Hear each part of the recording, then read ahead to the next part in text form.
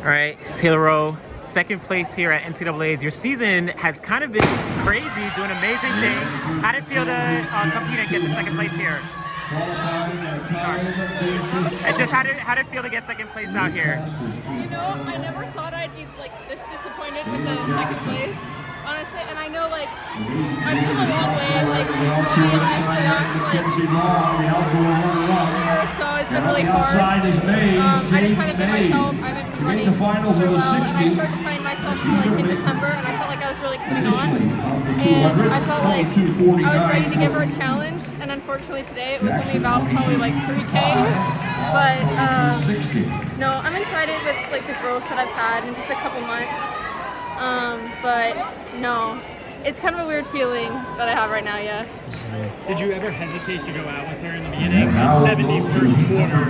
No. You knew you were gonna stick no matter what. Yeah, I mean, like when I ran a 5K earlier this year on this track, I went out in a 70. So honestly, like our pace through the mile, even the first 2K was like what I kind of ran the first time I ran here. So I was pretty comfortable with that. I think we started to kind of pick it up a little bit towards the middle there. And so then we started kind of getting ahead of that pace, and I found myself in a little bit of trouble. But I'm okay with like how far I made it in. I would have liked to like challenge her a little deeper. I mean, today I wasn't going to run 14:50. That wasn't in the cards. But hopefully next time it'll be closer. So, yeah. Florida State, Yeah, I mean, she's insanely talented, and she set a new bar for women's distance running, so she's dragging us all along with her, or at least we're trying to keep up. Yeah. You spoke about your growth. I mean, how do you kind of assess your indoor season overall, where you have been able to drop some significantly fast times? Yeah. No. Again, like I kind of found myself like in December, January. I felt like I was kind of coming back to myself where I'd been a couple years ago, and like started to be competitive kind of at that national level again, and that was really exciting. Yeah, I don't know, sorry. Was there anything in particular you did after the cross-country season to kind of find yourself back on track?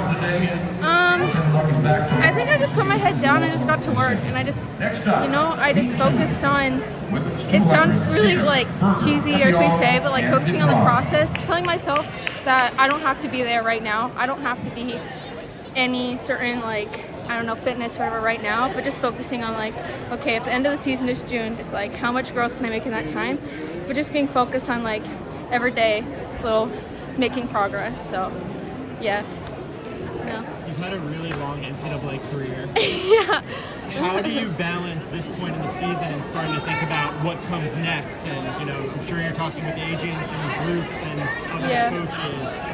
How do you stay focused on the NCAA championship this week, knowing that so much weight's on the horizon? I don't know. It's like all of that stuff can't happen unless you get the job done like right here in the moment. It's like you can't. Nothing in the future's guaranteed. It's only like what you're doing right now. So, I mean, the better I run, the more opportunities I'm gonna have, hopefully. But no, just like again, like that stuff is only dependent on like what you're doing now. And so, yeah. I don't know if I answered that very well. Taylor, being here early and then, putting down that performance when nobody really got to appreciate it. I mean, what were there, 20 people in here at that time? Like, does it mean more like the fact that, you, Parker, Dora, so like everybody got to do it, in front of an audience? Because I don't think, for all the great indoor performances that have been all around the country this year, I feel like that one didn't get the respect because there was like nobody here to watch it. Yeah, I mean, no, the funny thing about that 5K was I didn't know I was running it until about like 10 minutes before. Like I warmed up, but like I talked with my coach. We had wanted to wait till conference to get a qualifying time, hopefully into nationals. But I told him like, hey, like, I don't feel comfortable with that. Like I think I should do it like the weekend here in Boston.